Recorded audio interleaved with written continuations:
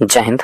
मैं संजय सिंह आप सभी को आप सबके YouTube channel Sanjay online study zone पर स्वागत करता हूं। दोस्तों, यह प्रीवियस ईयर क्वेश्चन प्रथम इंटर स्तरीय पुनर्परीक्षा जो हुआ था दोस्तों, उसमें जो पूछे गए प्रश्न थे, जो 9/12/2018 को द्वितीय पाली में ये प्रश्न पूछे गए थे, उसका मैं आज प्रश्न लाया हूँ।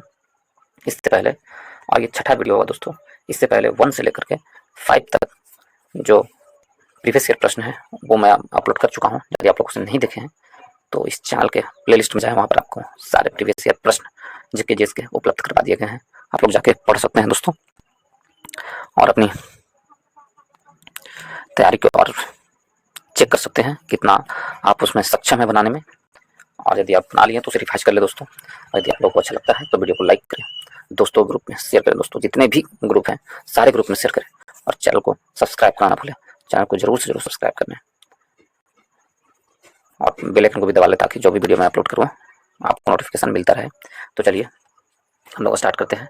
आज का पहला प्रश्न 9/12/2018 में पूछे गए पहला प्रश्न क्या था, तो इसमें दिया गया है किस राज्य में मिंधौला नदी बहती है। तो किस राज्य में मिंधौला नदी बहती है, तो ये जो है ये नदी है जो आपको गुजरात में बहती है। ऑप्शन नंबर सी हमारा सही आंसर है।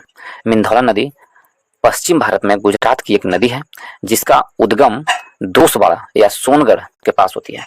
तो कहाँ है? गुजरात में। ऑप्शन नंबर सी हमारा सही आंसर होगा। ठीक है दोस्तों, ऑप्शन नंबर सी सही है। ऑप्शन नंबर सी सही आंसर है।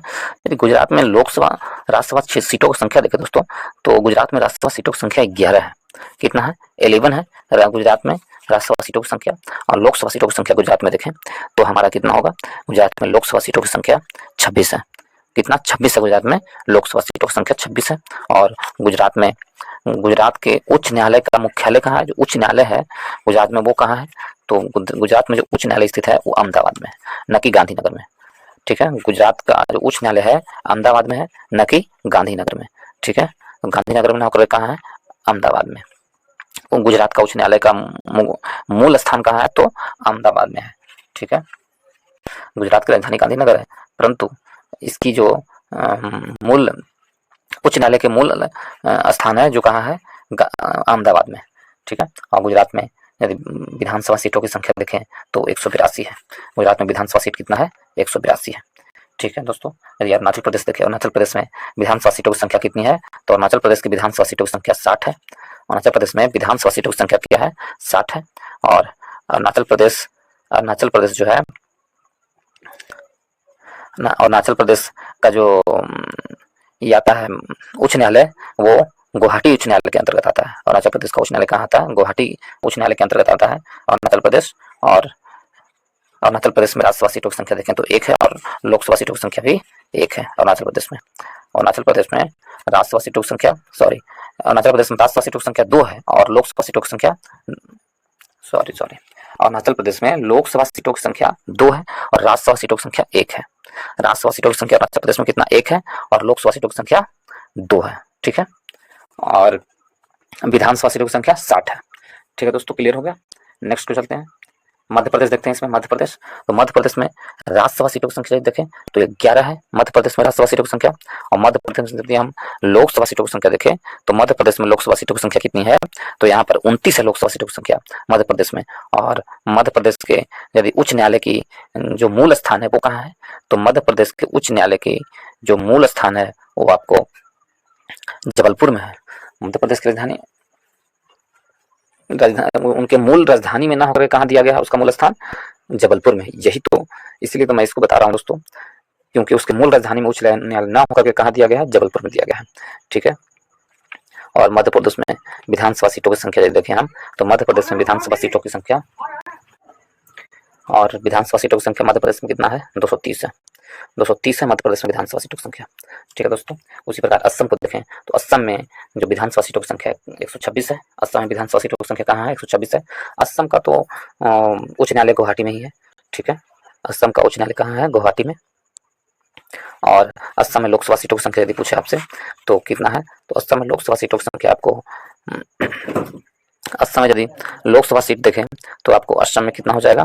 तो असम में लोकसभा सीटों की संख्या 14 है, और राज्यसभा सीटों की संख्या असम में 7 है। ठीक है, नेक्स्ट की ओर चलते हैं दोस्तों। नेक्स्ट प्रश्न इसमें दिया गया है राज्यसभा राजभाषा कीर्ति अवार्ड 2017 किसने प्राप्त जीता है? 2017 में राजभाषा कीर्ति अवार्ड जो जीता था वो जवाहरलाल नेहरू मंत्रालय ने जीता था। ऑप्शन नंबर सी हमारा सही आंसर है। नेक्स्ट चलते हैं थर्ड में, अग्नि चट्टान का उदाहरण है। अग्नि चट्टान का कौन उदाहरण है? तो अग्नि चट्टान जो उदाहरण है, अग्नि चट्टान किसका उदाहरण है? तो क्वार्टरजाइट का उदाहरण है अग्नि चट्टान। अग्नि चट्टान क्वार्टरजाइट का उदाहरण है। ऑप्शन नंबर सी हमारा सही आंसर है। Option number C. अग्नि चट्टान का और भी उदाहरण देखें हम, तो अग्नि चट्टान का और भी उदाहरण क्या है? तो आपको क्वार्टरजाइट हो गया, अग्नि चट्टान का उदाहरण हो गया, स्टॉक हो गया, लैकोलिथ हो गया और फैकोलिथ हो गया, सील हो गया, डाइक हो गया, सभी अग्नि चट्टान का उदाहरण है। ठीक है, यदि हम इसमें देखें बलुआ पत्थर, संगमरमर, बलुआ पत्थर, चूना पत्थर, बलुआ पत्थर हो गया, चूना पत्थर हो गया, सब किसका उदाहरण है? तो ये सब अपसादी चट्टानों का उदाहरण है। अपसादी चट्टान एक परतदार चट्टान होता है दोस्तों। अपसादी चट्टान क्या होता है? परतदार चट्टान होता है। ठीक है, नेक्स्ट क्वेश्चन चलते हैं। इसमें दिया गया है किसने या किसे लाल ग्रह कहा जाता है? लाल ग्रह किसे कहते हैं? तो लाल ग्रह मंगल ग्रह को लाल ग्रह कहता है। ऑप्शन नंबर बी हमारा सही आंसर है। मंगल ग्रह सौर मंडल में सूर्य की ओर से चौथा ग्रह है। सही बात है। पहला बुध, शुक्र, फिर पृथ्वी, उसके बाद मंगल, चौथा ग्रह है। पृथ्वी से इसकी आभा रिक्ति दिखती है, यानी कि लाल दिखती है, इसलिए इसे लाल ग्रह भी कहा जाता है। तो मंगल ग्रह क्या कहेंगे? लाल ग्रह कहा जाता है। ऑप्शन नंबर बी हमारा सही आंसर है। नेक्स्ट चलते हैं, प्रधानमंत्री की नियुक्ति का प्रावधान संविधान के किस अनुच्छेद के अंतर्गत आता है? तो प्रधानमंत्री की नियुक्ति का प्रावधान संविधान के अनुच्छेद 75 के अंतर्गत आता है। ऑप्शन नंबर बी हमारा सही आंसर है। अनुच्छेद 75 में कहा गया है कि प्रधानमंत्री की नियुक्ति राष्ट्रपति करेगा और अन्य मंत्रियों की नियुक्ति राष्ट्रपति प्रधानमंत्री की सलाह पर करेगा। तो ऑप्शन नंबर बी हमारा सही आंसर है। नेक्स्ट को चलते हैं दोस्तों। इसके आगे है भारत में अवशिष्ट शक्तियां किसमें निहित है? तो भारत में जो अवशिष्ट शक्तियां हैं वो किसके पास है? अवशिष्ट शक्तियां केंद्र के पास है। कहाँ? केंद्र सरकार के पास होता है अवशिष्ट शक्तियां। अनुच्छेद 248 में इसका वर्णन दिया गया है। अनुच्छेद 248 में दिया गया वर्णन किसके पास? केंद्र सरकार के पास। ऑप्शन नंबर ए हमारा सही आंसर है। 7 में बिहार के जिलों की संख्या है। तो बिहार में जो जिलों की संख्या है कितनी है? बिहार में जिलों की संख्या 38 है। ऑप्शन नंबर डी हमारा सही आंसर है। बिहार में जिलों की संख्या 38 है। ठीक है, और इस बिहार में 38 जिले हैं। और बिहार है जो बंगाल प्रेसिडेंसी से अलग हुआ था कब? 22 मार्च 1912 को, और राज्य बनाया गया था बंगाल प्रेसिडेंसी से अलग होने के बाद, और इसे 26 जनवरी 1950 को पूर्ण राज्य का दर्जा प्राप्त हुआ। और यह इस राज्य में 38 जिले बनाए गए हैं। तो ऑप्शन नंबर डी हमारा सही आंसर है। नेक्स्ट पे चलते हैं। अंतर्राष्ट्रीय मुद्रा कोष का मुख्यालय कहाँ है? तो अंतर्राष्ट्रीय मुद्रा कोष के देखें तो अंतर्राष्ट्रीय मुद्रा कोष का मुख्यालय वाशिंगटन डीसी में स्थित है। ऑप्शन नंबर बी हमारा सही आंसर है। वाशिंगटन डीसी में अंतर्राष्ट्रीय मुद्रा कोष का मुख्यालय है, और इसके सदस्यों की संख्या 190 है दोस्तों, और इसकी स्थापना 1944 में हुई थी। अंतर्राष्ट्रीय मुद्रा कोष की स्थापना कब हुई थी? 1944 में, और सदस्य देशों की संख्या 190 है अंतर्राष्ट्रीय मुद्रा कोष की। तो ऑप्शन नंबर बी हमारा सही आंसर है। नेक्स्ट पे चलते हैं 9 नंबर प्रश्न में। डायलेक्स 100 बॉम्बे स्टॉक एक्सचेंज के द्वारा कब शुरू किया गया? डायलेक्स 100 बॉम्बे स्टॉक एक्सचेंज के द्वारा कब शुरू किया गया? तो डायलेक्स 100 है जो बॉम्बे स्टॉक एक्सचेंज के द्वारा 22 मई 2006 को स्टार्ट किया गया। ऑप्शन नंबर ए हमारा सही आंसर है, 22 मई 2006 को। नेक्स्ट तो चलते हैं 10 नंबर प्रश्न में। 10 में दिया गया है कि वर्ष 2017 में विश्व की सर्वश्रेष्ठ एयरपोर्ट किसे आंका गया है? तो सर्वश्रेष्ठ एयरपोर्ट 2017 के बारे में दिया गया है, तो वो कौन था? इंदिरा गांधी अंतर्राष्ट्रीय हवाई अड्डा को आंका गया था। दिल्ली में जो है इंदिरा गांधी राष्ट्रीय हवाई अड्डा, उसे आंका गया। ऑप्शन नंबर डी हमारा सही आंसर है। नेक्स्ट 11 में कंटंगा पठार में मुख्य रूप से क्या पाया जाता है? कंटंगा पठार में मुख्य रूप से क्या पाया जाता है? तो इसमें मुख्य रूप से, इस पठार में मुख्य रूप से आपको हीरा पाया जाता है। ऑप्शन नंबर ए हमारा सही आंसर है। कंटंगा पठार में मुख्य रूप से क्या पाया जाता है? हीरा पाया जाता है। ठीक है, ऑप्शन नंबर ए सही आंसर है। और भी खनिज पाए जाते हैं, तांबा भी पाया जाता है, हीरा भी पाया, टीन, यूरेनियम इत्यादि और भी खनिज कंटंगा पठार में पाए जाते हैं। नेक्स्ट चलते हैं। किस वर्ष 2016 का किसे वर्ष 2016 का अब्दुल कलाम पुरस्कार से नवाजा गया है? तो अब्दुल कलाम पुरस्कार जो है, अब्दुल कलाम पुरस्कार 11वें राष्ट्रपति एपीजे अब्दुल कलाम के नाम पर दिया जाता है, और इसे उस समय पी गंथूराम को दिया गया था। ऑप्शन नंबर डी हमारा सही आंसर है। नेक्स्ट चलते हैं 13 में।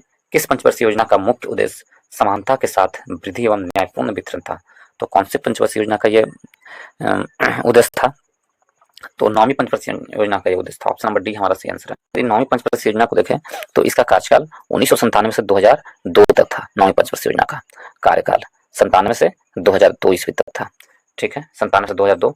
10वीं पंचवर्षीय योजना का देखें तो 2002 से 2007 तक 10वीं पंचवर्षीय योजना था दोस्तों। 2 से 2007 तक।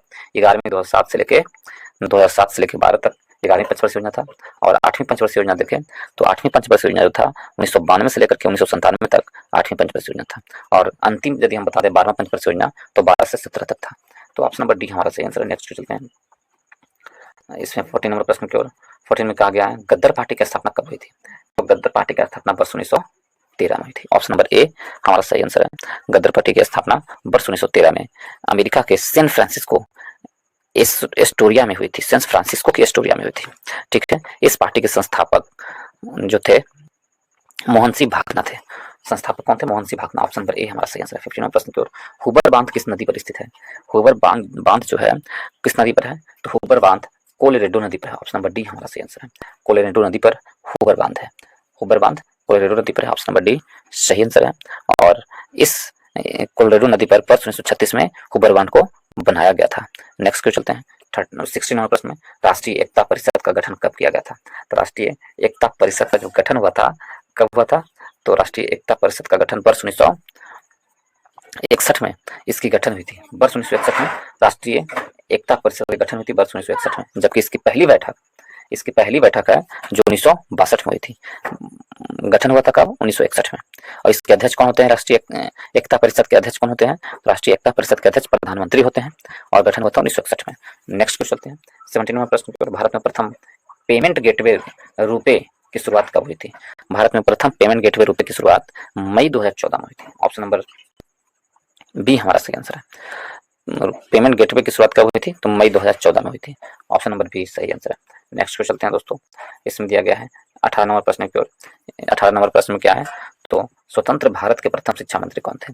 यदि हम ये देखें स्वतंत्र भारत के प्रथम शिक्षा मंत्री तो वो मौलाना अब्दुल कलाम आजाद थे। ऑप्शन नंबर सी हमारा सही आंसर है। स्वतंत्र भारत के प्रथम शिक्षा मंत्री मौलाना अब्दुल कलाम आजाद थे। और वे खुद कवि थे, पत्रकार थे और भारतीय स्वतंत्रता सेनानी भी थे। और 15 अगस्त 1940 से 2 फरवरी 1958 तक उन्होंने शिक्षा मंत्री के रूप में सेवा प्रदान की थी। तो ऑप्शन नंबर सी हमारा सही आंसर। 19 नंबर प्रश्न पूछते हैं भारत में शून्यकाल कब शुरू की गई? तो भारत में जो शून्यकाल है कब शुरू की गई? भारत में शून्यकाल या जीरो ओवर वर्ष 1962 में शुरू किया गया। भारत में शून्यकाल। और यह जो शून्यकाल है प्रश्नकाल के तुरंत बाद का समय होता है। प्रश्नकाल के तुरंत बाद का समय शून्यकाल कहलाता है। और 1962 में शुरू किया गया। ऑप्शन नंबर ए हमारा सही आंसर। नेक्स्ट चलते हैं वर्ष 2015-16 के लिए इंदिरा गांधी अवार्ड से किसे सम्मानित किया गया है? तो वर्ष 15-16 के लिए इंदिरा गांधी अवार्ड से टी.एस. कृष्णा को दिया गया था। ऑप्शन नंबर डी हमारा सही आंसर है। 21 में पल्ली वैसल हाइड्रो इलेक्ट्रिक प्रोजेक्ट कहाँ पर स्थित है? तो पल्ली वैसल हाइड्रो इलेक्ट्रिक प्रोजेक्ट है जो आपको केरल के इडुक्की में स्थित है। कहाँ? केरल में स्थित है। और केरल के इडुक्की में। ऑप्शन नंबर सी हमारा सही आंसर है। केरल राज्य के इडुक्की में स्थित है Pallivasal hydro electric cell. Kerala राज्य के इडुक्की में स्थित है। ठीक है दोस्तों, यदि इसमें हम देखें केरल में केरल के यदि हम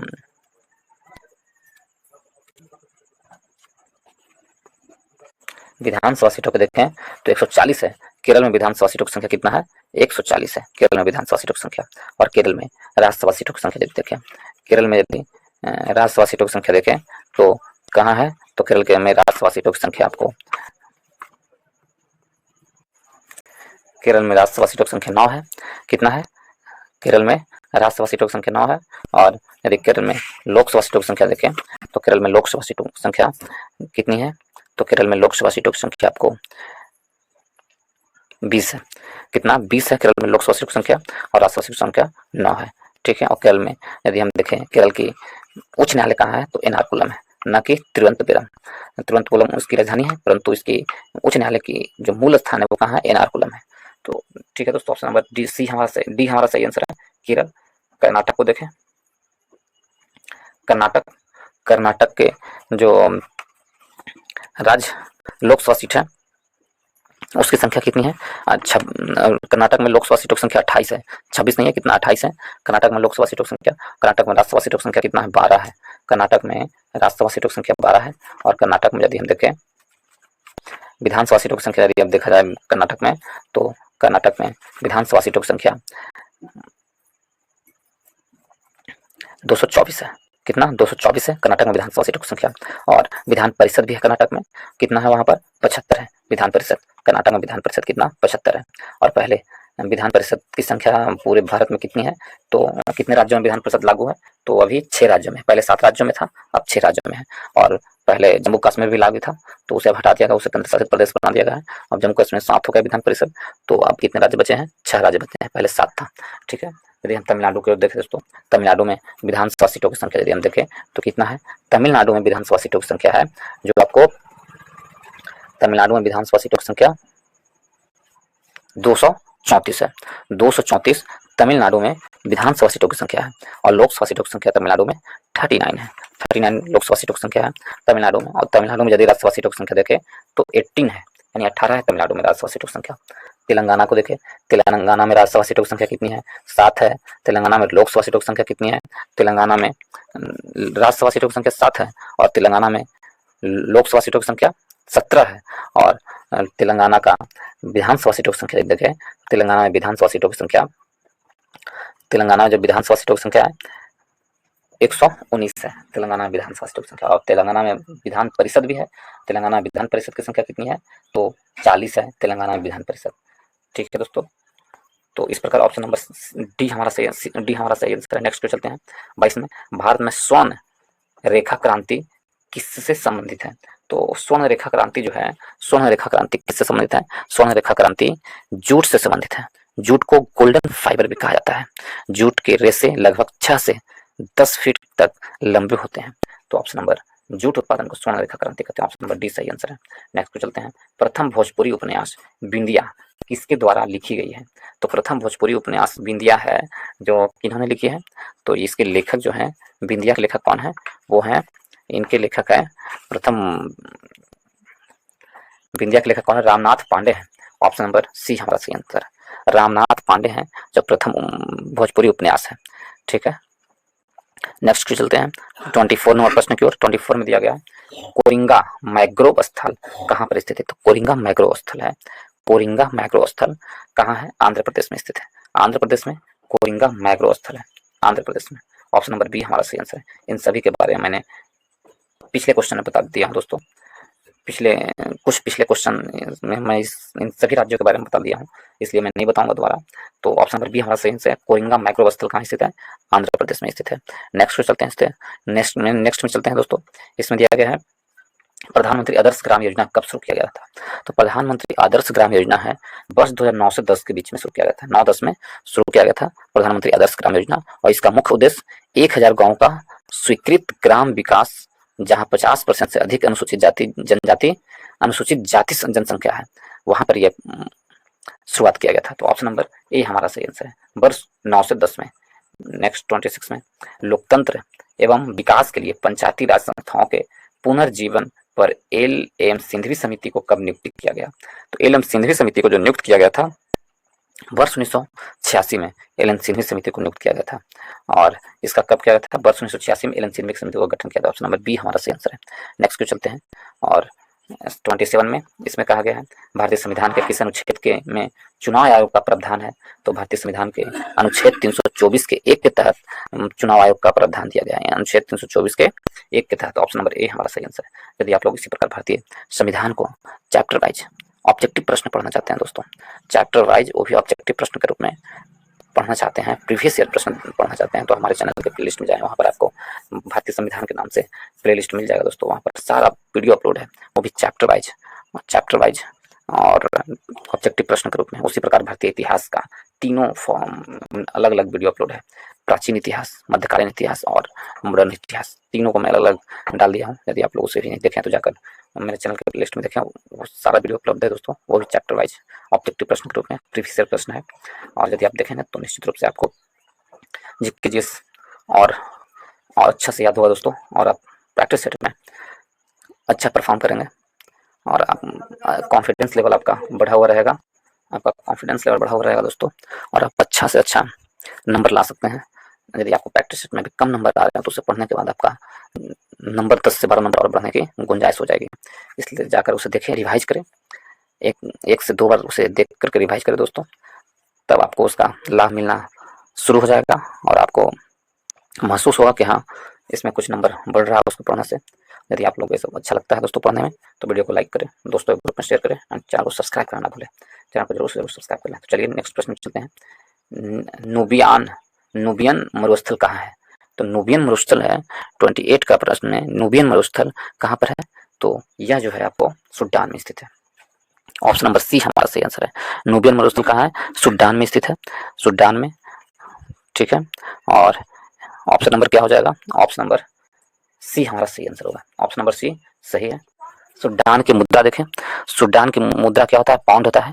और सूडान की राजधानी खार्तूम है। सूडान की राजधानी खार्तूम है दोस्तों, और उसकी मुद्रा क्या है? तो उसकी मुद्रा, सूडान की मुद्रा आपको क्या होगा? पाउंड होगा, और राजधानी खार्तूम है। यदि हम लीबिया को देखें, लीबिया है जो अफ्रीकी देश ही है। ये सारे चारों ऑप्शन में जो दिए हुए हैं सारे अफ्रीकी देश हैं, और इसमें लीबिया की राजधानी हून है या त्रिपोली लीबिया की राजधानी है। इसकी मुद्रा दिनार है। इथियोपिया को देखें दोस्तों, तो इथियोपिया जो है, इथियोपिया की राजधानी अदीस अबाबा है। अदीस अबाबा इथियोपिया की राजधानी है, और वीरर इसकी मुद्रा है। नाइजीरिया देखें, नाइजीरिया की राजधानी कहाँ है? तो नाइजीरिया की जो राजधानी है आपको बिंड हॉक होता है। नाइजीरिया की राजधानी बिंड हॉक नाइजीरिया की राजधानी है, और इसकी मुद्रा रैंड है। नाइजीरिया की मुद्रा रैंड है। नेक्स्ट चलते हैं दोस्तों 29 नंबर प्रश्न की ओर।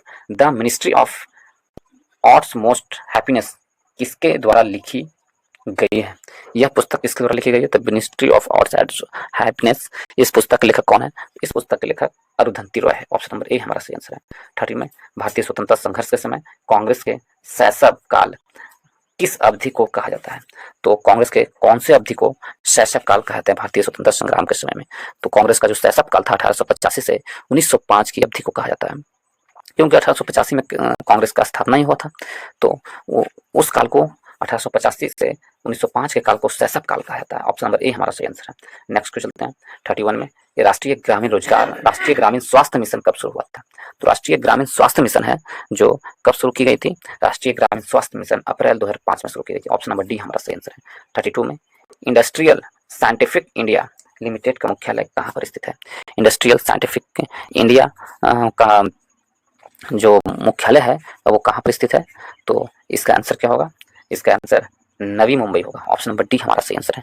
नवी मुंबई में स्थित है, ठीक है। ऑप्शन नंबर डी सही आंसर है 32 का, ऑप्शन नंबर डी। नेक्स्ट क्यों चलते हैं, इसमें दिया गया है 33 में, किस संवैधानिक संशोधन द्वारा वर्ष 2026 तक लोकसभा के सीटों को पुनर्निर्माण पर प्रतिबंधित लगा दिया गया है? तो पुनर्निर्माण पर प्रतिबंधित लगा दिया गया है किसके तहत?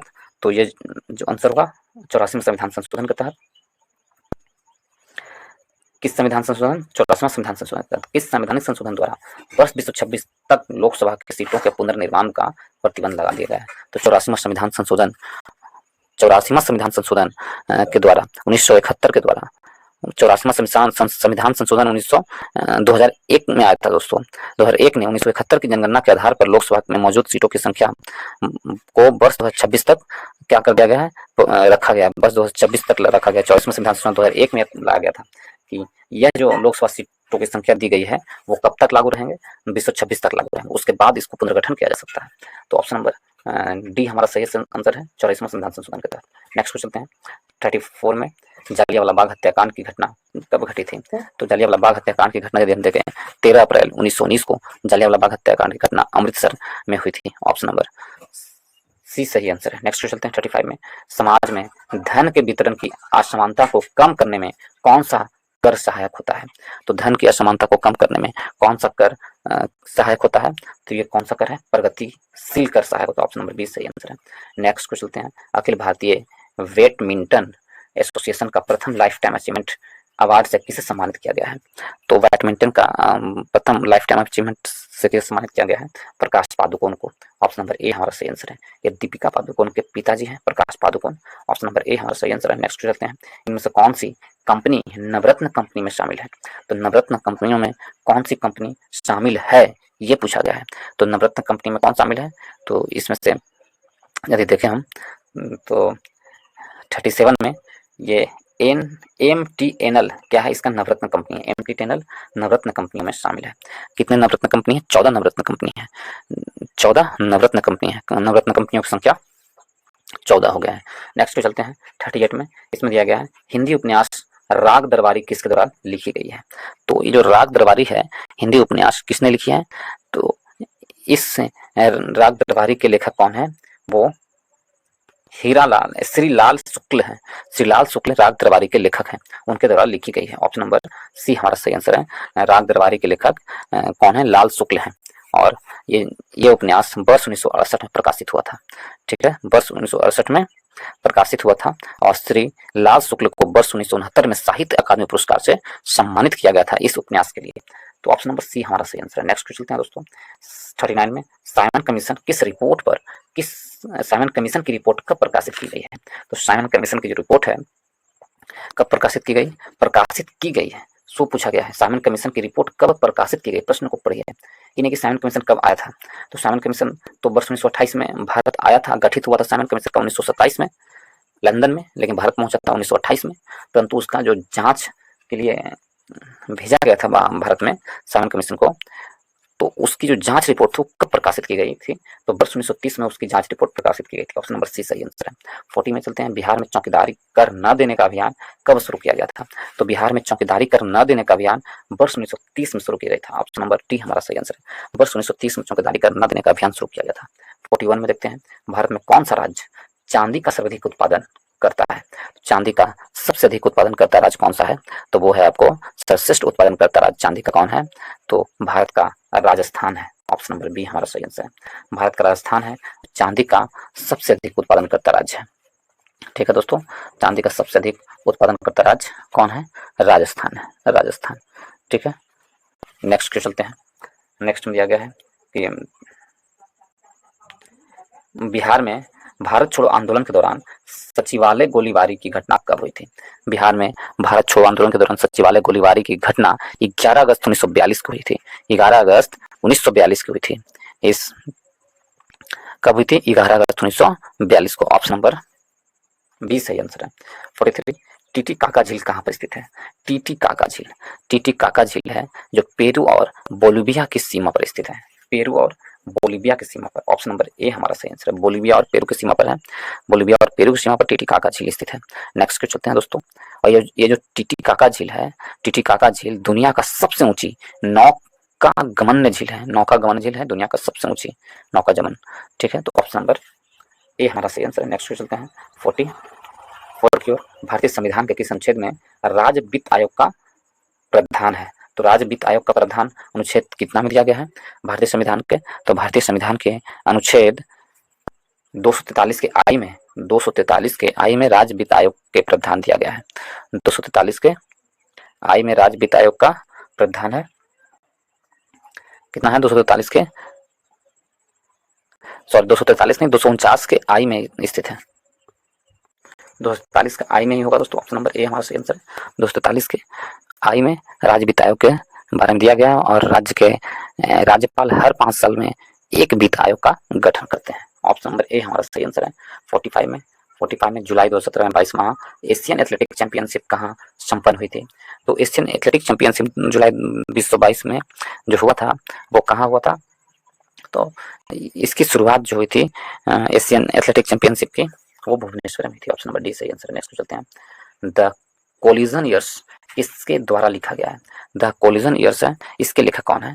प्रणब मुखर्जी है। ऑप्शन नंबर डी हमारा सही आंसर है। 47 में भारतीय राष्ट्रीय कांग्रेस के दूसरे अध्यक्ष कौन थे? तो भारतीय राष्ट्रीय कांग्रेस के दूसरे अध्यक्ष के बारे में हमसे पूछा गया है। तो दूसरे अध्यक्ष कौन थे भारतीय राष्ट्रीय कांग्रेस के? ये दादा भाई नौरोजी थे। भारतीय राष्ट्रीय कांग्रेस के दूसरे अध्यक्ष कौन थे? दादा भाई नौरोजी। ऑप्शन नंबर ए हमारा सही आंसर है। और कब हुई थी दूसरी बैठक? भारतीय राष्ट्रीय कांग्रेस की दूसरी जो बैठक हुई थी वर्ष 1886 में हुई थी कोलकाता में। वर्ष 1886 में कोलकाता में हुई थी। इसकी अध्यक्षता दादा भाई नौरोजी ने किए थे। जबकि व्योमेश चंद्र बनर्जी जो थे, व्योमेश चंद्र बनर्जी भारतीय राष्ट्रीय कांग्रेस के पहले बैठक के अध्यक्ष थे। पहले बैठक के अध्यक्ष कौन थे? व्योमेश चंद्र बनर्जी थे। और इनकी स्थापना बम्बई में हुई थी। कहाँ हुई थी? ये जो बैठक हुई थी, पहली बैठक बम्बई में। और कब हुआ था? तो 1885 में हुआ था। और इस जो पहली बैठक हुई थी भारतीय राष्ट्रीय कांग्रेस के, उसके समय कितने प्रतिनिधि भाग लिए थे? तो 72 प्रतिनिधि भाग लिए थे। ठीक है। बदरुद्दीन तैयबजी के बारे में देखें दोस्तों, तो भारतीय राष्ट्रीय कांग्रेस के तीसरे बैठक की अध्यक्षता किए थे बदरुद्दीन तैयबजी, और वर्ष 1887 में इन्होंने इसकी अध्यक्षता किए थे। और इनकी स्थान कहाँ था? मद्रास में हुआ था तीसरी बैठक भारतीय राष्ट्रीय कांग्रेस के। और ये प्रथम मुस्लिम अध्यक्ष बने थे भारतीय राष्ट्रीय कांग्रेस के। ठीक है। जॉर्ज यूल के बारे में देखते हैं। जॉर्ज यूल जो थे भारतीय राष्ट्रीय कांग्रेस के चौथी बैठक की अध्यक्षता इन्होंने किए थे, जॉर्ज यूल ने। और 1888 ईस्वी में इन्होंने चौथी बैठक की अध्यक्षता किए थे। जॉर्ज यूल प्रथम अंग्रेज थे जो भारतीय राष्ट्रीय कांग्रेस की अध्यक्षता किए थे। और इन्होंने इलाहाबाद में इनकी बैठक कहाँ हुई थी? इलाहाबाद में। भारतीय राष्ट्रीय कांग्रेस की इलाहाबाद में बैठक हुई थी, या भारतीय राष्ट्रीय कांग्रेस की अध्यक्षता किए थे जॉर्ज यूल ने इलाहाबाद में 1888 ईस्वी में। तो ऑप्शन नंबर ए हमारा सही आंसर है। दूसरे अध्यक्ष कौन थे? दादा भाई नौरोजी। 48 में चलते हैं। इसमें दिया गया एजेंडा 21 किससे संबंधित है? एजेंडा जो 21 है वो रियो डी जेनेरो सम्मेलन 1992 में सम्मिलित है। ऑप्शन नंबर बी हमारा सही आंसर है। रियो डी जेनेरो जो सम्मेलन, पृथ्वी सम्मेलन जो था 1992 में सम्मिलित है। क्या? तो रियो डी जेनेरो 1992 में सम्मिलित पृथ्वी सम्मेलन जो था, एजेंडा 21 सम्मिलित है। एजेंडा 21 सम्मिलित है। ठीक है। ऑप्शन नंबर क्या है? ऑप्शन नंबर बी हमारा सही आंसर है। यह सम्मेलन जो था संयुक्त राष्ट्र पर्यावरण एवं विकास सम्मेलन के द्वारा किया गया था, और 178 देशों के द्वारा इस पर हस्ताक्षर किए गए थे। नेक्स्ट चलते हैं दोस्तों। इसमें दिया गया है पुरुष एकल सम्मेलन, पुरुष एकल फ्रेंच ओपन टेनिस 2017 का पुरस्कार किसे पुरस्कृत किया गया है? तो किसने जीता है? तो इस राफेल नडाल इसके विजेता थे। ऑप्शन नंबर ए हमारा सही आंसर। 15वां प्रश्न में, बिहार में प्रसिद्ध मंदागिरी मंदिर कहाँ पर स्थित है? तो बिहार में जो प्रसिद्ध मंदागिरी है वो कहाँ पर स्थित है? मंदागिरी बिहार के जो है बांका जिले में स्थित है। और कहाँ है? बांका में स्थित है। और इस मंदिर में जैन धर्म का जो दिगंबर साम्राज्य के दिगंबर समाज का, जैनियों का जो दिगंबर प्रणाली है, दिगंबर जो शाखा है, उनकी मंदिर है मंदागिरी मंदिर। ठीक है। तो ऑप्शन नंबर डी हमारा सही आंसर है, बांका में है। नेक्स्ट की ओर चलते हैं। कौन सा एक व्यावसायिक संगठन है? तो व्यावसायिक संगठन इसमें से कौन सा ये दिया गया है? यदि इसमें देखें 51 में, तो एसोचैम क्या है? एक व्यावसायिक संगठन है। ऑप्शन नंबर डी हमारा सही आंसर है। एसोचैम एक व्यावसायिक संगठन है। एसोचैम वर्ष 1920 से देश की सेवा करने वाले देश का सबसे पुराना शीर्ष कक्ष है। ऑप्शन नंबर डी हमारा सही आंसर है। 52 में चले। हर्षण जल संधि जोड़ती है। तो हर्षण जल संधि किसको किसको जोड़ती है? ये जो है, जो हर्षण जल संधि है, आपको किसको किसको जोड़ती है? हर्षण जल संधि हर्षण की खाड़ी को लेब्राडोर सागर से जोड़ती है। ऑप्शन नंबर डी हमारा सही आंसर है। हर्षण की खाड़ी को लेब्राडोर से जोड़ती है। ऑप्शन नंबर डी सही आंसर। 53 में, भारत में कौन सा राज्य वर्ष 1516 में आम के उत्पादन में सर्वोच्च स्थान पर है? तो 1516 में आम के उत्पादन में सर्वोच्च स्थान पर कौन सा राज्य है? तो वो राज्य है Uttar Pradesh. Option number D हमारा सही आंसर। नेक्स्ट चलते हैं दोस्तों। सूरीनाम की राजधानी है, सूरीनाम की जो राजधानी है वो क्या है? सूरीनाम की राजधानी पराम्परीबो है। पराम्परीबो सूरीनाम की राजधानी है। ऑप्शन नंबर बी हमारा सही आंसर है। 55 में, यक्षगान लोक नृत्य संबंधित है। तो यक्षगान जो लोक नृत्य है वो कर्नाटक से संबंधित है। कहाँ से? कर्नाटक से। ऑप्शन नंबर ए हमारा सही आंसर है, कर्नाटक। नेक्स्ट क्वेश्चन चलते हैं दोस्तों। इसमें दिया गया है 56 में, नाभिकीय विखंडन की खोज किसने की थी? नाभिकीय विखंडन की खोज किसने किया था? यदि ये देखें तो नाभिकीय विखंडन की खोज है जो वर्ष 1939 ईस्वी में ऑटोहान और स्ट्रैंसमैन ने किया था। स्ट्रासमैन और आइंस्टीन लिखा हुआ है, ऑटोहान में चाहिए, और स्ट्रैंसमैन ने किया था। ऑप्शन नंबर सी हमारा सही आंसर है। नेक्स्ट क्वेश्चन चलते हैं दोस्तों। 57 में, कोशिका का रसोई घर किसे कहा जाता है? कोशिका का रसोई घर क्लोरोप्लास्ट को कहते हैं। ऑप्शन नंबर डी हमारा सही आंसर। क्लोरोप्लास्ट को कोशिका का रसोई घर कहते हैं। ठीक है, क्लोरोप्लास्ट को कहते हैं। नेक्स्ट क्वेश्चन चलते हैं दोस्तों। नेक्स्ट में 59 में देखते हैं, मानव कान के लिए कितनी ध्वनि उपयुक्त होती है? तो मानव कान के लिए जो उपयुक्त ध्वनि होती है वो कितनी होती है? तो वो 60 डेसिबल 60 डेसिबल, ऐसे 45 डेसिबल होती है, लेकिन अधिकतम कितनी होगी 60 डेसिबल। ऑप्शन नंबर सी सही आंसर है। नेक्स्ट को चलते हैं। इसमें दिया गया है एक रोहू फिश किसे कहा जाता है? रोहू फिश किसे कहते हैं? रोहू फिश, रोहू फिश जो है आपको लाबियो रोहिता, लाबियो रोहिता को रोहू फिश कहा जाता है। ऑप्शन नंबर डी हमारा सही आंसर है 62 का। कृत्रिम हीरा किससे कहा जाता है? तो कृत्रिम हीरा है जो सिलिकॉन कार्बन कार्बाइड को कृत्रिम हीरा कहा जाता है, सिलिकॉन कार्बाइड को कृत्रिम हीरा कहा जाता है। नेक्स्ट को चलते हैं। इसमें दिया गया है नींबू का डाईबैक रोग का कारण है। नींबू का डाईबैक रोग है, तो नींबू है जो आपको किसका डाईबैक कारण है? तो नींबू है जो नींबू तांबा की कमी के, नींबू में जो डाईबैक रोग होता है तांबा की कमी कारण, तो ऑप्शन नंबर ए सही आंसर है, तांबा की कमी कारण। नेक्स्ट देखते हैं। इसमें दिया गया है जल सहसंयोजक का ज्यामितीय आकार क्या है? तो जल सहसंयोजक का ज्यामितीय आकार क्या है? तो इसकी ज्यामितीय आकार है जो टेट्राहेड्रल है। ऑप्शन नंबर बी हमारा सही आंसर है। इसकी ज्यामितीय आकार क्या है? टेट्राहेड्रल। ऑप्शन नंबर बी सही है। नेक्स्ट को चलते हैं दोस्तों। इसमें दिया गया है नेक्स्ट में एक्स किरण एक उदाहरण है। एक्स किरण किसका उदाहरण है? एक्स किरण है जो किसका उदाहरण है? तो एक्स किरण है जो आपको विद्युत चुंबकीय तरंग का उदाहरण है। ऑप्शन नंबर ए हमारा सही आंसर है। एक्स किरण विद्युत चुंबकीय तरंग का उदाहरण है। आगे की ओर चलते हैं दोस्तों। इसमें दिया गया है निःश्वसन के दौरान वायु उच्छ्वासन के में कार्बन डाइऑक्साइड की मात्रा क्या होती है? तो वायु उच्छ्वासन में कार्बन डाइऑक्साइड की मात्रा 0.04% होता है। ऑप्शन नंबर ए हमारा सही आंसर है। जो वायु छोड़ते हैं, हम लोग का वायु लेते हैं तो उस समय कार्बन डाइऑक्साइड की मात्रा 0.03% होता है, जब छोड़ते हैं तो 0.04% होता है। नेक्स्ट को चलते हैं। कार्बन डाइऑक्साइड की मात्रा उसमें 0.4 होता है, 0.04%। नेक्स्ट की ओर इस 77 में देखते हैं। इसमें दिया गया है सिरका को किसकी सहायता से तैयार किया जाता है? तो सिरका को किसकी सहायता से तैयार किया जाता है? तो सिरका को एसिटोबैक्टर एसिटिक के द्वारा तैयार किया था। ऑप्शन नंबर सी हमारा सही आंसर है। एसिटोबैक्टर एसिटिक के द्वारा। ऑप्शन नंबर सी सही है। नेक्स्ट को चलते हैं 79 में। किस तरंग का प्रयोग रक्त विहीन सर्जिकल ऑपरेशन के लिए किया जाता है? तो रक्त विहीन सर्जिकल ऑपरेशन के लिए किसका उपयोग किया जाता है? तो इंफ्रासोनिक का किया जाता है। ऑप्शन नंबर बी सही आंसर है। इंफ्रासोनिक का प्रयोग रक्त विहीन सर्जिकल ऑपरेशन के लिए किया जाता है। ऑप्शन नंबर बी सही आंसर है। 80 में किसे विज्ञान का महाद्वीप कहा जाता है? तो विज्ञान का महाद्वीप किसे कहते हैं दोस्तों? तो विज्ञान के महाद्वीप अंटार्कटिका को कहते हैं। ऑप्शन नंबर सी हमारा सही आंसर है। अंटार्कटिका को विज्ञान का महाद्वीप कहते हैं। ऑप्शन नंबर सी सही है। 81 में चलते हैं। सोलर कुकर में किसका प्रयोग होता है? सोलर कुकर में किसका प्रयोग होता है? अवतल दर्पण का प्रयोग सोलर कुकर में किया जाता है। ऑप्शन नंबर सी हमारा सही आंसर। अवतल दर्पण का प्रयोग। 82 में ऑयल गैस एक मिश्रण है। ऑयल गैस किसका मिश्रण है? तो ऑयल गैस है जो आपको संतृप्त एवं असंतृप्त हाइड्रोकार्बन का मिश्रण है। ऑयल गैस संतृप्त एवं असंतृप्त, संतृप्त और असंतृप्त का मिश्रण है। नेक्स्ट को चलते हैं दोस्तों। 84 में कौन सा प्रोटीन साधारण प्रोटीन का एक उदाहरण है? तो कौन सा प्रोटीन साधारण प्रोटीन का उदाहरण है? उस प्रोटीन का नाम बताइए।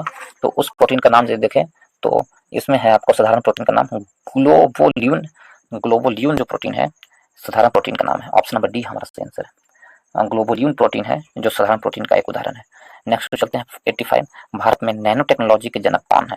तो भारत में जो नैनो टेक्नोलॉजी के जनक हैं 85 नंबर प्रश्न में कौन है? वो है CNR रॉ। CN रॉ है भारत में नैनो टेक्नोलॉजी के जनक है। ऑप्शन नंबर ए सही आंसर है। कौन है CN raw? Option number A सही आंसर है। 86 में किस देश को मानव जीनोम प्रोजेक्ट शुरू किया गया था? किस देश में मानव जीनोम प्रोजेक्ट शुरू किया गया है? तो मानव जीनोम प्रोजेक्ट संयुक्त राज्य अमेरिका में शुरू किया गया। ऑप्शन नंबर सी हमारा सही आंसर है। संयुक्त राज्य अमेरिका में मानव जीनोम रोग प्रस्तुत किया गया है। गन मेटल सम्मिश्रण है। गन मेटल किसका सम्मिश्रण है? तो गन मेटल है जो आपको तांबा, टीन और जिंक और सीसा का सम्मिश्रण है। ऑप्शन नंबर बी हमारा सही आंसर है। गन मेटल तांबा, टीन, जिंक एवं सीसा का सम्मिश्रण है gun metal. Option number B हमारा सही आंसर है। फिर चलते हैं आगे की दोस्तों। प्रश्न नंबर 91 की ओर। इसमें दिया गया निम्नलिखित में से कौन सबसे अधिक सक्रिय तत्व है? तो सबसे अधिक सक्रिय तत्व देखें तो वो कौन सा है? सबसे अधिक सक्रिय तत्व आपको तो सोडियम मिलेगा। ऑप्शन नंबर डी हमारा सही आंसर है। सोडियम सबसे अधिक सक्रिय तत्व है। यदि आप लोग दोस्तों इसी प्रकार भर्ती जीके जीएस पढ़ना चाहते हैं तो हमारे चैनल के प्लेलिस्ट में जाए, वहाँ पर आपको बहुत सा पब्लिकेशन के प्रैक्टिस सेट का जीके जीएस, जो प्रैक्टिस सेट में जीके जीएस दिया गया है उसे मैं आपको अपलोड कर दिया हूँ। यदि आप लोग उसे पढ़ना चाहते हैं, जैसे क्रॉम पब्लिकेशन के जो बीएसएससी इंटर लेवल में पूछे जाने के लिए उन्होंने जो प्रैक्टिस सेट बनाए हैं उस पब्लिकेशन के द्वारा, उनके द्वारा जितने भी प्रैक्टिस सेट 15 सेट बनाए गए थे, 15 सेट का प्रैक्टिस सेट 75 प्रश्न जीके जीएस का मैं अपलोड कर चुका हूँ।